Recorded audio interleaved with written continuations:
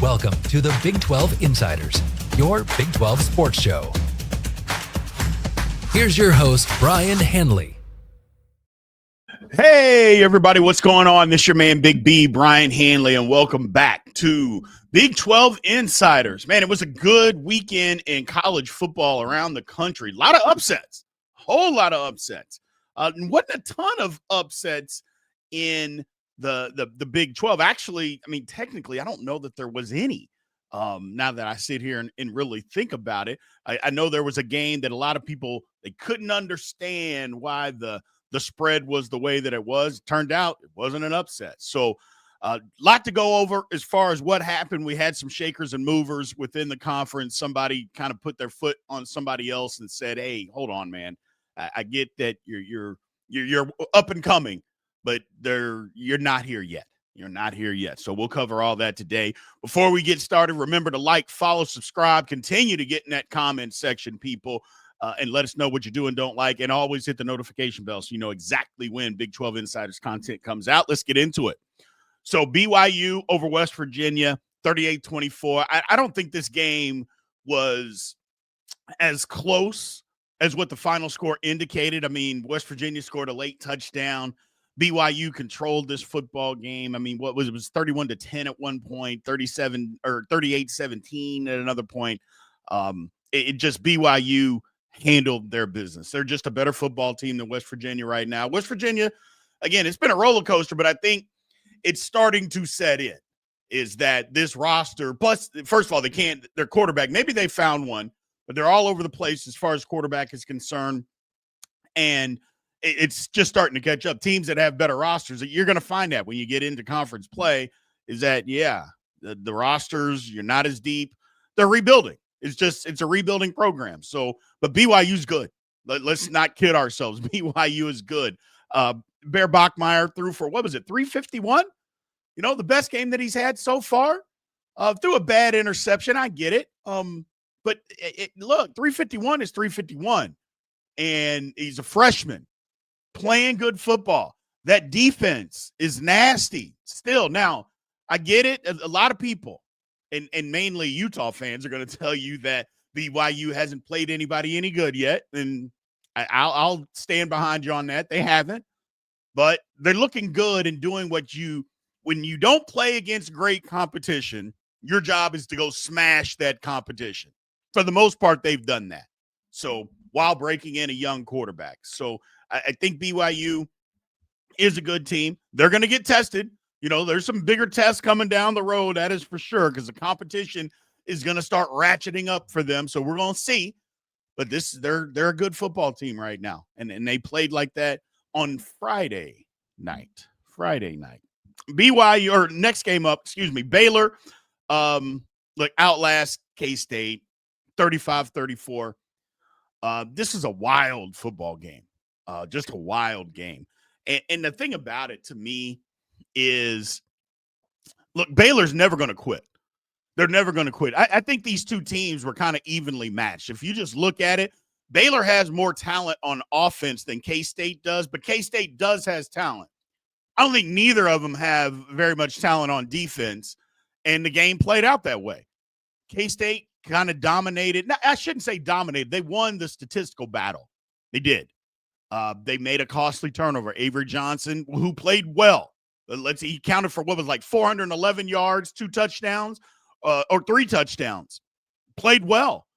But he made the key play that got Baylor the lead, which he was put in a weird situation, but you just can't panic and just throw the ball, just throw the ball in the middle of the field with no regard to anything. It was crazy. But it was a good back and forth game, but K-State let one get away. They're up 14 in the fourth quarter, and Baylor battles itself back into the football game and eventually wins it.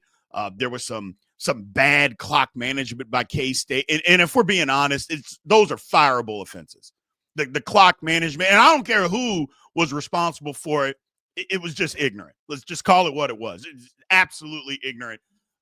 But either way, Baylor didn't quit, and they ended up winning the game, a 54-yard field goal to win. Give the kid credit.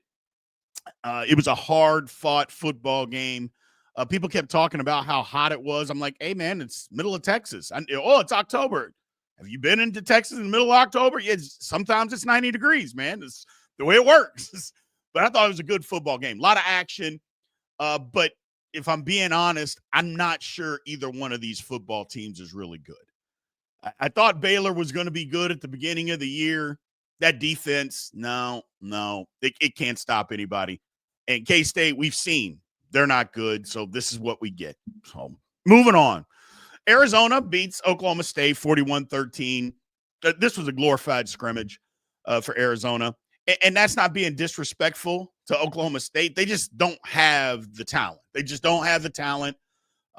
They just don't have much going on for them right now. Arizona, and here's the thing. Arizona's not a bad football team.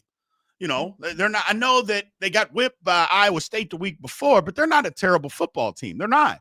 And their defense, to me, is for real. Now, it's going to get tested later on in the season. I understand that, but their defense is for real. I mean, they held, what was it? I think it was 156 yards. Yeah, total 156. Now, again, I understand Oklahoma State doesn't have a whole lot on offense. They don't have a whole lot of anything. But 156 yards, I mean, you're doing something. You're doing something. So, and that was the one thing, you know, even the week before, they stopped Iowa State from being able to run the football. I think that's where they can hang their hat on. Look, Fafita threw for 5 touchdowns. Give him credit. But again, I'm not going to get to jump up and down for an Arizona team that smacked around Oklahoma State. But again, I just said it about BYU. I'm going to say the same thing about Arizona. When you're that much better than somebody, your job is to smack them around, and that's what they did to Oklahoma State. They smacked them around. So you got to give them credit for doing that. And again, the competition's going to ratchet up for them. I don't care. I don't care if Arizona doesn't win another game all year. They are better than what they were last year, people. They're just a better football team altogether than what they were last year. Moving on, not Colorado, but KU over UCF, 27-20. This was a game. It was like two evenly matched games. What I described this is more like a football lover's game, because if you just love football, you turn this game on and you watched it and you're like, okay, neither one of these teams are great. You know, they just kind of ho-hum. But this is a good football game. You know what I'm saying? Just, you know what? I'm going to watch some football. Let's turn this on. This is a good game to watch. And that's what it was. You know, it was back and forth. Nobody was blowing anybody out. One mistake by UCF ended up costing them the game. They had a fumble. KU turned that into points. That's the game. That was it. It was pretty evenly matched. I'll say this. KU's defense, I've been on them tough the last couple of weeks about giving up 600 yards, you know, anytime they played somebody with a pulse. They did not do that in this game, so you got to give them credit there. And Jalen Daniels, no turnovers, played within himself. They didn't ask him to do a whole lot, and he didn't do a ton, but he did enough. He did enough. I thought it was an efficient game for them to win. On the other hand, UCF, man, you talk about quarterbacks. They got to find somebody that's healthy. I mean, they've gone through 3 of them. So hopefully they went back to the original starter that started the season, but their quarterbacks, they just keep dropping like flies. So if they could find some stability at that position, I think they're going to be fine, but you got to find it. You got to find it. And they just keep getting injured. But either way, I thought this was just a good football. It's a good win for KU. It's not, oh, man, we upset somebody. It's no, we went on the road, tough conference opponent, and we won a football game, and we're coming back home. And it was just a good football game to watch. Nothing crazy, nothing outrageous or anything like that. TCU over Colorado, 35-21, kind of the same thing. You know, this was another game that if you turned on, you're like, yeah, it's a good football game. You know, I'll start by saying this. TCU, I don't think TCU played their A game. Or it's either TCU didn't play their A game or TCU's not very good. Maybe we need a couple more weeks to make that decision. I think TCU is good. I just don't think they played their A game. Now, having said that, you got to give Colorado credit. Colorado battled. Colorado, who I have been crushing for not being a physical football team, they won the physical battle in this game.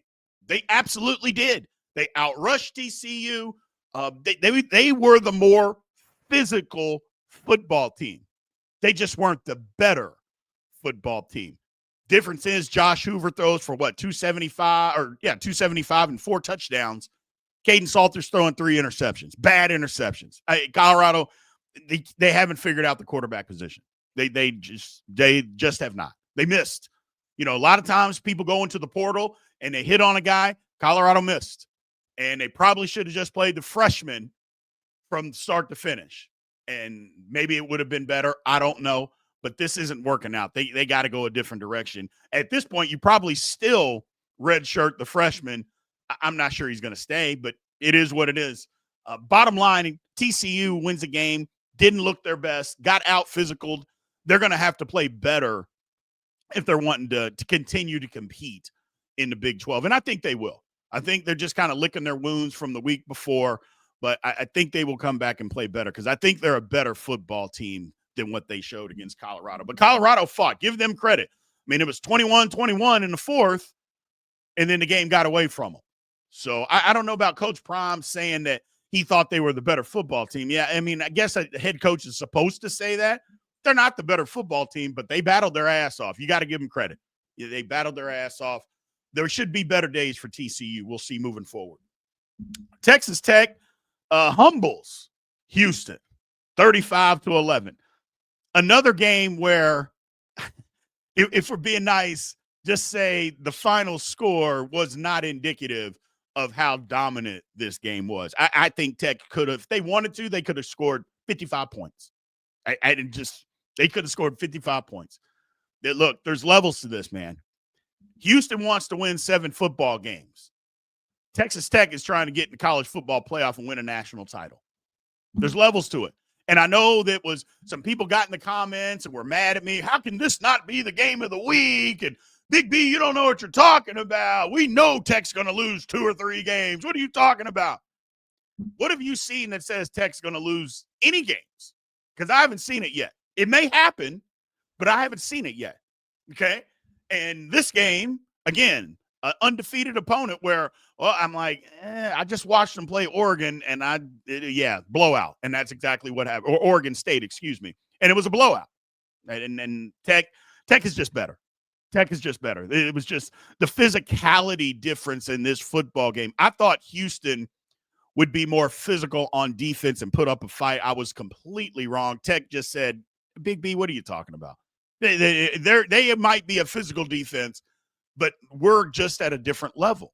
And I know there's so many people out there, and I think the problem that people have with Tech is they've seen Tech previous years, and they get a lot of hype, and then it just fizzles out. Even Texas Tech fans will tell you that because they think the same thing.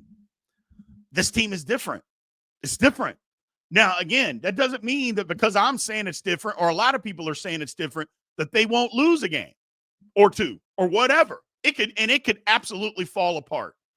All I'm telling you is the talent that Tech has on its football team this year is not the same as the previous years where we've seen it fall apart.